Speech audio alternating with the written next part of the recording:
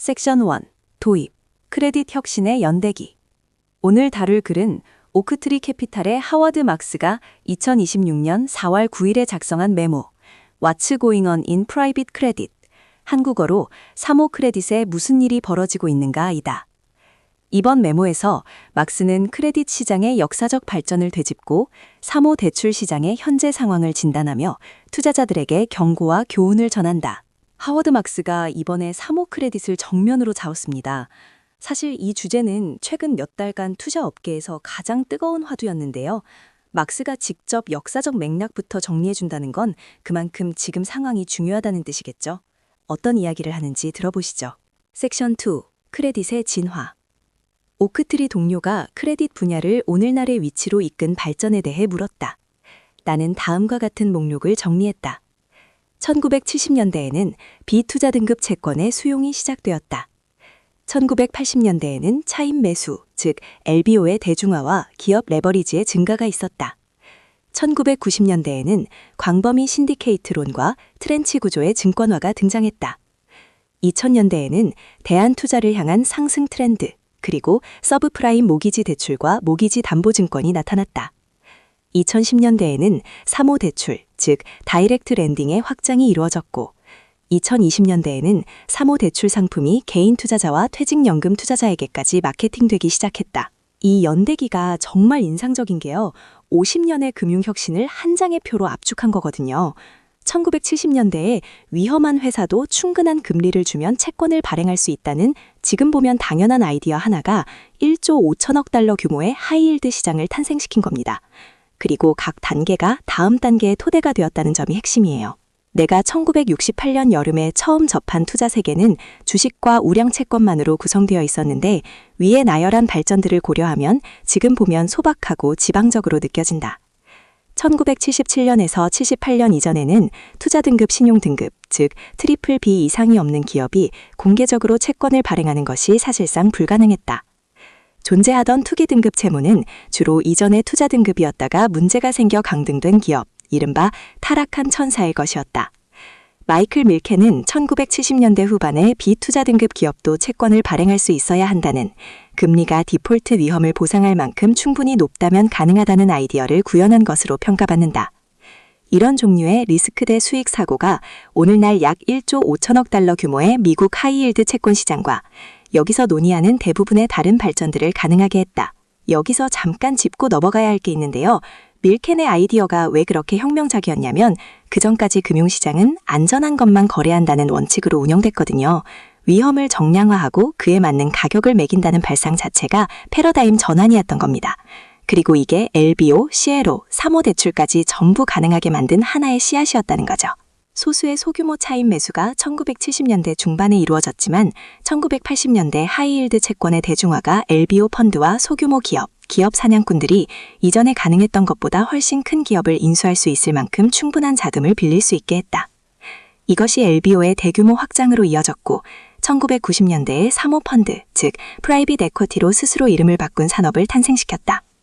채무 수단을 풀링하고 다양한 선순위, 위험, 따라서 다양한 금리를 가진 트렌치를 매각하는 아이디어는 1970년대 모기지 담보증권의 창설에서 시작되었는데 가장 흔히 살로몬 브라더스의 루이스 라니에리와 연관된다. 이것이 1980년대와 90년대에 확장되었다. 트렌칭이라는 개념도 정말 기발한 금융공학이에요. 같은 자산풀에서 위험을 계층화해서 다른 투자자에게 파는 건데 이게 나중에 CLO로 발전하고 서브프라임 모기지 증권화로도 이어지면서 2008년 금융위기의 씨앗이 되기도 하죠. 혁신과 재앙이 같은 뿌리에서 나온 셈입니다. 1990년 이전에는 은행들이 대출을 하고 일부는 비투자 등급 기업에 대한 대출이었는데 이를 소수의 동료 은행에 신디케이트했다. 그런데 이후 광범위 신디케이트론, 레버리지론 또는 시니어론이 월스트리트에 의해 개발되었다. 이것들은 기관 투자자에게 대량으로 판매되었고 오늘날 미국에서 약 1조 5천억 달러 규모의 시장으로 성장했다. 이런 유형의 자금 조달 능력의 대폭 증가가 사모펀드의 성장을 촉진했다. 1990년대 후반에 닷컴 버블이 붕괴하면서 대공황 이후 최초의 S&P 지수 3년 연속 하락을 초래한 후 투자자들은 주식시장에 관심을 잃었고 10년간 그 상태를 유지했다. 중앙은행들이 경제와 시장 침체에 맞서 금리를 낮추자 투자자들은 채권에서 얻을 수 있는 것 이상의 수익을 추구했다. 주식과 채권 모두 인기를 잃자 투자자들은 새로운 해결책을 찾았다. 그들은 상대적으로 잘 버텨냈던 헤지펀드와 사모펀드로 눈을 돌렸고 대안투자라는 이름이 탄생했다. 이 흐름이 정말 중요한 게요. 대안투자라는 개념 자체가 주식과 채권의 실패에서 탄생했다는 겁니다. 투자자들이 적극적으로 선택한 게 아니라 기존 선택지가 막혔기 때문에 밀려간 거예요. 그리고 최초의 100억 달러 사모펀드가 조성되면서 규모의 게임이 시작된 거죠. 섹션 3. 구조화 크레딧과 글로벌 금융위기. 같은 시기에 기업 부채가 CLO, 즉 담보대출 채무증권 같은 구조화 크레딧 수단으로 증권화되기 시작했다. 이 상품을 조성한 은행들은 트렌칭에 의한 내부 레버리지를 활용하여 고수익 후순위 클래스와 초과담보 선순위 클래스 양쪽 모두에서 적극적인 매수자를 찾았다. CLO에 대한 강한 수요와 조성에서 얻을 수 있는 이익이 증권화할 대출의 수요를 만들어냈고 이것이 광범위 신디케이트론의 발행 증가로 이어졌다. 같은 은행들 중 다수가 의심스러운 차주에게 연장된 서브프라임 모기지 대출을 주택모기지담보증권 RMBS로 패키징했다. 놀랍게도 은행가들은 거짓말쟁이 대출로 뒷받침된 RMBS에 수천 개의 AAA 등급을 받아낼 수 있었다. 이 대출과 구조의 심각한 결함이 드러났을 때 그 결과가 2008년에서 2009년의 글로벌 금융위기였다. 이 부분에서 진짜 소름 끼치는 건 CLO 수요가 대출 공급을 만들어냈다는 인과관계의 역전이에요. 원래는 좋은 대출이 있으니까 증권화하는 건데 증권화할 게 필요하니까 대출을 찍어내기 시작한 거죠. 서브프라임 모기지도 똑같은 논리예요.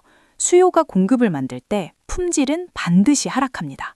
이 패턴을 꼭 기억해 두세요. 나중에 사모대출에서도 똑같이 등장하니까요. 섹션 4. 사모대출의 부상. 글로벌 금융위기는 은행들을 더 가난하고 겸손하고 다시 규제받는 상태로 만들었고 그 결과 급성장하는 사모펀드 산업의 필요를 충족시킬 만큼의 은행 대출이 충분하지 않았다. 투자 운용사들이 비은행 대출, 즉 사모 크레딧을 통해 이 공백을 채우기 시작했다. 가장 빠르게 성장한 구성 요소는 사모 대출, 즉 다이렉트 랜딩이었다. 이는 비투자 등급을 가진 중견 시장의 사모펀드 포트폴리오 기업에 대한 사적 대출이다. 여기서 한 가지 짚어야 할 것이 있다. 사모 크레딧과 다이렉트 랜딩은 동의어가 아니다. 후자는 전자의 하위 집합이다. 요즘 사모 크레딧을 언급하는 많은 기사들은 사실 다이렉트 랜딩에 관한 것이다. 나는 여기서 이 구분을 의식적으로 지키려고 하지만 대부분의 논평가들은 그렇지 않다. 이 구분이 사소해 보일 수 있는데 실제로는 굉장히 중요해요. 지금 시장에서 사모 크레딧 위기라고 말할 때 사실 문제가 되는 건 사모 크레딧 전체가 아니라 그 안에 다이렉트 랜딩, 그것도 특정 섹터에 집중된 부분이거든요. 막스가 이 구분을 강조하는 이유가 있습니다. 공포가 퍼질 때 사람들은 세부 구분 없이 전체를 매도하니까요. 가장 최근에는 사모대출에 보유한 투자 상품을 개인 투자자와 퇴직 계좌에 마케팅하는 것이 유행이 되었다. 이것이 사모대출에 사용 가능한 자본을 증가시켰고 이를 흡수한 운용사들의 운용자산을 급팽창시켰다. 이게 바로 위험 신호입니다.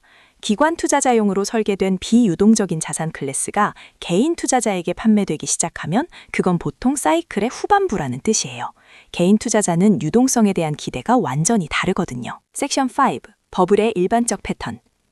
새로운 형태의 투자에 대한 극단적 인기 급등, 즉 흔히 버블이라고 불리는 것들은 예외 없이 특정한 공통적 특징을 가진다. 핵심 요소는 새로움이다. 무언가가 새로우면 그 지지자들은 장점을 선전하여 매수자의 관심을 쉽게 자극할 수 있고 한 번도 검증된 적이 없으므로 결함이 아직 드러나지 않았다. 이것이 투자 유행이 버블로 성장하게 해준다. 대개 한 줌의 진실이 있다. 니프티 피프티는 훌륭한 기업이었고 인터넷과 디지털 통신은 실제로 세상을 바꾸었으며 모기지는 대개 안전한 투자다. 이런 진실들이 결국 극도로 파괴적인 버블로 성장한 것의 토대를 제공했다. 여기서 막스가 정말 날카롭게 짚는 게 있어요. 버블의 기반에는 항상 진실이 있다는 겁니다. 순전한 사기라면 오래 못 가요. 인터넷이 세상을 바꾼 건 사실이잖아요. 문제는 그 진실이 무한정 확장 가능하다고 착각하는 순간이에요. 사모대출도 마찬가지예요. 은행대출 공백을 채운다는 건 진짜 가치였어요. 하지만 그게 2조 달러짜리 진실인지는 다른 문제죠. 초기 투자는 종종 보상을 준다. 처음 진입한 사람들은 상승하는 인기에 의해 아직 높아지지 않은 가격에 진입하기 때문이다. 초기 투자자의 성공은 밖에 있는 사람들을 시기하게 만들어 파티에 합류하도록 설득한다. 찰스 킨들버거가 광기, 패닉 그리고 붕괴에서 썼듯이 친구가 부자가 되는 것만큼 자신의 안녕과 판단을 교란하는 것은 없다. 시기심이야말로 세상에서 가장 강력한 힘일 것이다. 거대한 성공의 가능성이 투자자의 희망에 불을 붙인다. 가능성은 확률과 혼동되고 그 다음에는 확실성으로 변모한다. 회의 수위와 위험 회피는 창밖으로 날아간다. 킨들버거의 이 인용이 정말 핵심을 찌릅니다. FOMO, 즉 놓칠까봐 두려워하는 심리가 어떻게 작동하는지를 완벽하게 설명하는 문장이에요. 그리고 막스가 가능성이 확률과 혼동되고 확실성으로 변모한다고 한 부분, 이게 모든 버블의 인지적 메커니즘입니다. 뜨겁게 추격하는 투자자들이 거의 묻지 않는 핵심 질문은 참여하기 위해 어떤 가격이 안전한지이다. 시기심, 흥분, 부자가 되겠다는 꿈, 그리고 놓칠까봐 두려운 마음이 신중함과 편승을 꺼리는 마음의 치명적 적이다. 뒤늦게 들어오는 사람들이 약속을 삼키고 낮은 기준을 적용하고 가격을 밀어올리면서 대부분의 투자 트렌드가 과도해진다. 나에게 있어 가장 중요한 투자 격언은 현자가 처음에 하는 일을 바보가 마지막에 한다이다. 워렌 버핏은 이를 더 생생하게 표현했다. 먼저 혁신가, 다음은 모방자, 그 다음은 바보.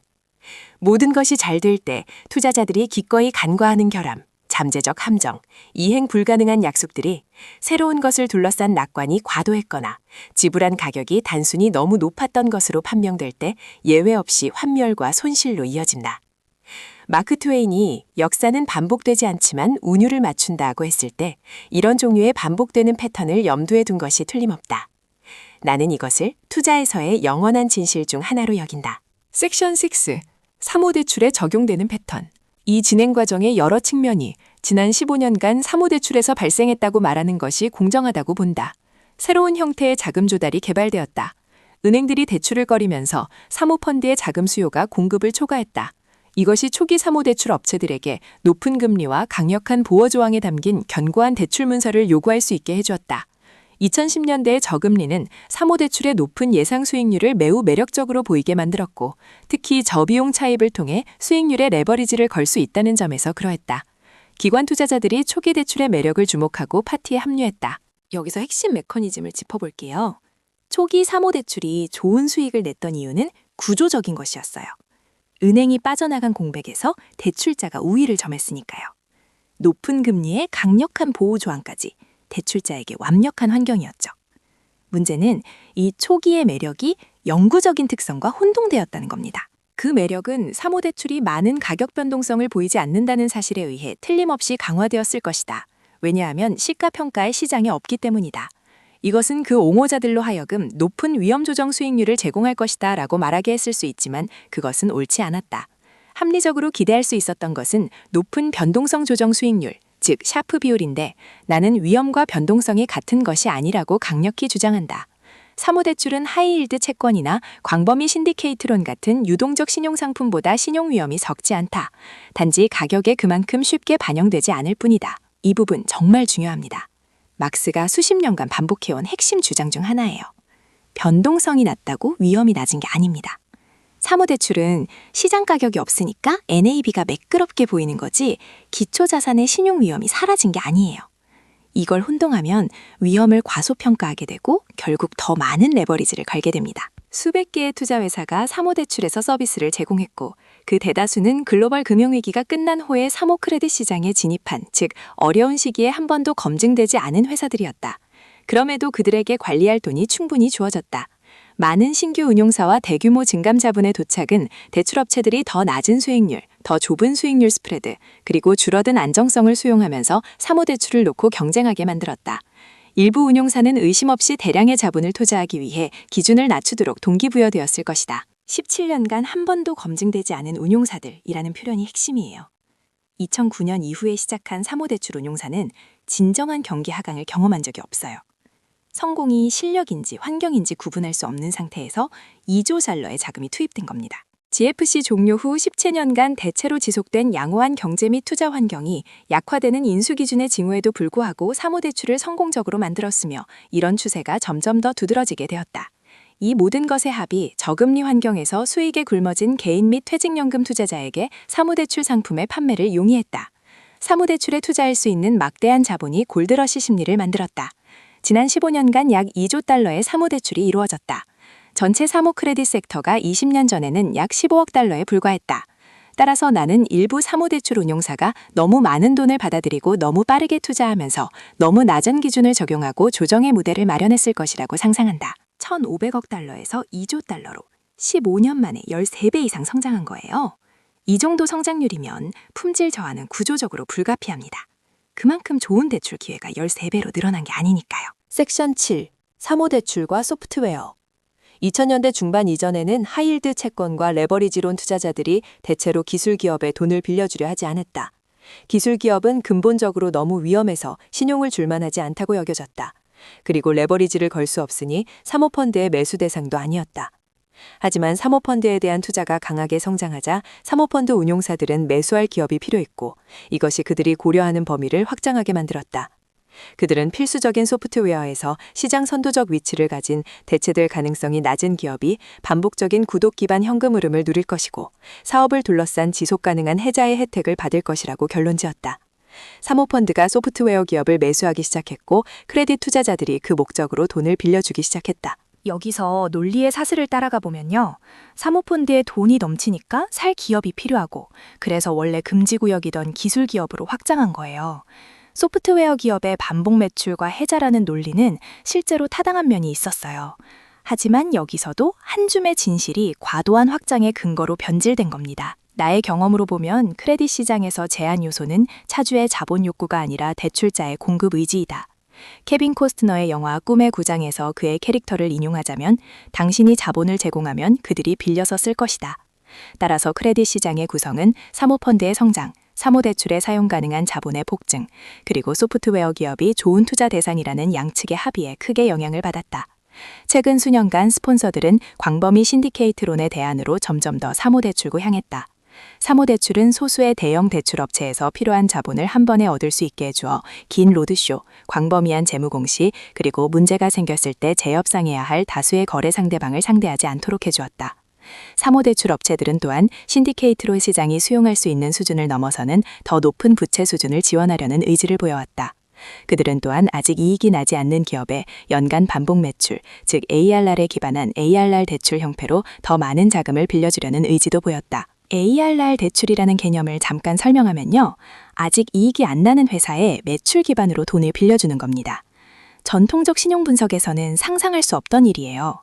이건 크레딧 시장의 기준이 얼마나 이완되었는지를 보여주는 단적인 예입니다. 스폰서에게 채권보다 대출이, 공모보다 사모가 매력적이었던 점 때문에 미국 비투자 등급 크레딧 시장에서 소프트웨어 부채의 비중이 대략 다음과 같았다. 하이힐드 채권에서 4에서 5%, 광범위 신디케이트론에서 10에서 15%, 사모대출에서 20에서 30%이다. 또한 같은 요인들 때문에 차입 매수 대상 기업에 대한 소프트웨어 부채의 비중이 하이힐드 채권보다 광범위 신디케이트론에서 더 높고 사모대출에서 더욱 높다. 이 모든 결과로 상당 부분의 사모대출이 소프트웨어 기업에 이루어졌다. 이 기업들은 종종 약 20배의 높은 EBITDA 배수로 인수되었고 높은 레버리지 비율을 가지고 있었다. 그런데 갑자기 소프트웨어 기업 부채가 뉴스에 등장하고 있다. 소프트웨어 부채가 사모대출에서 20에서 30%를 차지한다는 수치가 핵심이에요. 하이힐드 채권의 4에서 5%와 비교하면 엄청난 집중이죠. 그리고 이 기업들이 EBITDA 20배의 높은 레버리지로 인수되었다면 AI 충격이 왔을 때 가장 취약한 구조가 되는 겁니다. 섹션 8. 인공지능 충격과 소프트웨어 부채 위기. 지난 1, 2년간 인공지능이 인간이 코드를 작성하는 필요성을 크게 줄였다. 코더들은 대체로 AI 모델에게 무엇을 하라고 지시하는 역할로 격화되었다. 소프트웨어 기업 주식과 부채 시장은 2024년에서 2025년에는 크게 반응하지 않았다. 그런데 2025년 11월, 엔트로픽이 코딩을 위한 강력한 새 모델을 출시했고, 이어서 1월 말에는 여러 분야의 작업을 자동화하는 11개의 플러그인을 출시했다. 2월 초에 인지적 전환점에 도달한 것으로 보인다. 투자자들이 마침내 축적된 부정적 요소들을 주목했고 사모 크레딧 시장은 그 이후로 정밀 검토와 변동성에 직면해왔다. 여기서 정말 흥미로운 건 엔트로픽이 직접 언급된다는 점이에요. 하워드 럭스의 메모에서 특정 AI 회사가 크레딧 시장 전체의 전환점으로 지목되다니요. 그리고 이건 AI 위협이 갑자기 나타난 게 아니라 축적되어 온 거라는 점이 중요해요. 시장은 단지 인식의 전환점에 도달한 것뿐이죠. 소프트웨어 부채에 대한 우려가 반유동적 공모 상품의 투자자들로 하여금 환매를 신청하게 만들었다. 환매 제한은 투자자들이 투자의 안정성에 의문을 품게 만들었다. 명시된 순자산 가치로 빠져나간 일부 투자자들의 과정이 남은 투자자들로 하여금 사람들이 빠져나간 NAV가 과대평가된 것이 아닌지 의문을 품게 했을 수 있다. 펀드가 환매를 제한했을 때 투자자들은 다음번에 더 많은 주식을 환매 신청해야 한다고 합리적으로 결론 내렸을 수 있다. 자기 강화적 하락 스파이럴이 보이시죠? 환매 요청이 들어오면 제한이 걸리고 제한이 걸리면 더 많은 환매 요청이 들어오는 겁니다. 섹션 9. 사모 크레딧과 공모 투자자. 오늘날 사모 크레딧에서는 두 가지 다른 일이 벌어지고 있다. 차주의 펀더멘탈과 대출의 견고성에 관한 전개가 있고 그 다음에 투자자의 반응이 있다. 오크트리 내부 메모에서 이 소프트웨어 기업들은 대체로 잘 운영되고 있지만 AI에 의한 상당한 혼란의 위험에 처해 있다는 우려가 시장에서 커져왔고 이것이 주식 가치에 영향을 미치고 대출자의 자기 자본 쿠션을 줄여놓았다고 기술했다. 오늘날 투자자들은 소프트웨어 공간에서 잠재적 승자와 패자를 구분하지 않으며 전체 섹터가 압박을 받고 있다. 혼란과 헤드라인은 대체로 자금 흐름과 심리에 의해 주도되는 것이지 신용 악화의 결과가 아니다. 이 구분이 투자자에게 정말 중요합니다. 승자와 패자를 구분하지 않고 전체 섹터를 매도하는 건 전형적인 공포 반응이에요. 역으로 말하면 여기에 기회가 있을 수 있다는 뜻이기도 하죠. 투자자들은 벤자민 그레이햄과 데이비드 도드가 증권 분석에서 묘사한 정보에 근거한 체계적이고 냉정한 저울이 거의 아니며 특히 단기적으로는 더욱 그렇다. 현실에서 상황은 꽤 좋은 것과 그다지 좋지 않은 것 사이에서 등락하지만 투자자의 마음속에서는 완벽한 것에서 절망적인 것으로 간다. 투자자들은 처음에 새로운 것에 빠져들어 약속을 통째로 삼키고 과다 지불한다. 그 다음 실망과 환멸이 자리 잡으면 원래 투자를 지지했던 허세와 자신감이 증발한다. 막스가 반복하는 영원한 주제죠. 시장은 꽤 좋은 것과 그다지 좋지 않은 것 사이에서 움직이는데 투자자 심리는 완벽에서 절망 사이를 오간다는 겁니다. AI가 소프트웨어 산업에 미치는 영향, 사모자산의 유동성 제한, 사모대출 펀드의 가격 결정 정확성에 대한 불확실성은 수년간 존재해왔다. 하지만 단순히 말하면 좋을 때 사람들이 충분한 질문을 하지 않았거나 충분히 주의를 기울이지 않았을 수 있다. 평소처럼 진정한 신봉자가 광기에서 가장 많은 돈을 벌고 회의론자가 붕괴할 때 가장 적게 잃는다. 하지만 우리가 추구하는 투자 성공의 열쇠는 믿음과 의심 사이에서 건강한 균형을 항상 유지하는 데 있다. 찰리 먼거가 고대 철학자 데모스테네스를 인용하여 말했듯이 사람은 자기가 바라는 것을 믿는다. 검증된 투자에 머무르고 더 혁신적인 발전은 전문가에게 맡기는 것이 가장 안전하다. 그러나 대부분의 검증되지 않은 유행에 수반되는 쉬운 이익의 세일앤롤에 저항할 수 있는 사람은 거의 없다. 이것은 영원히 그럴 것이다. 데모스테네스의 인용이 모든 걸 요약해요. 사람은 자기가 바라는 것을 믿는다. 이 한 문장이 버블의 심리학 전체입니다. 섹션 10. 1929년의 교훈. 최근 몇 년간 읽은 최고의 투자책은 앤드류 로스 소르킨의 1929이다. 이 책은 대붕괴의 전주와 여파를 당시 주역들의 프로필을 통해 묘사한다. 나의 결론은 세 가지가 특히 대붕괴의 주요 원인이었다는 것이다. 첫째, 적합성을 고려하지 않은 채 대중에게 주식을 판매한 것. 둘째, 매수자에게 과도한 레버리지를 제공한 것. 셋째, 매수한 자산의 비유동성과 대출의 단기적 성격 간의 불일치이다. 막스가 1929년을 가져온 건 역사적 교양을 보여주려는 게 아닙니다. 적합성 없는 판매, 과도한 레버리지, 유동성 불일치, 이 세 가지가 지금 사모대출 공모상품에서 정확히 재현되고 있다는 걸 보여주려는 거예요. 개인 투자자들은 수년간 계속된 상승 후에 주식시장으로 유인되었다. 주요 주가지수는 1921년에서 1928년 사이에 이미 약 400% 상승해 있었다. 중개회사들은 매입 가격의 최대 90%까지 마진 대치를 제공했다. 소르키는 강렬한 마무리를 한다. 궁극적으로 1929년의 이야기는 금리나 규제에 관한 것이 아니라 인간의 본성에 관한 것이다.